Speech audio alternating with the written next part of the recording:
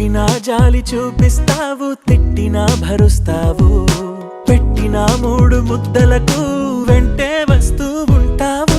బంధాలకు భాషెందుకు కావాలి భావాంతరం, అయినోళ్లతో పోలిస్తే నీదే పెద్ద గుణం. ఓ చార్లీ వెళ్ళకు ఎప్పుడు దూరంగా ఉండై నాతోనే, ఇలగిలగా వెలుగే వచ్చింది నవ్వుల మెల్లగా.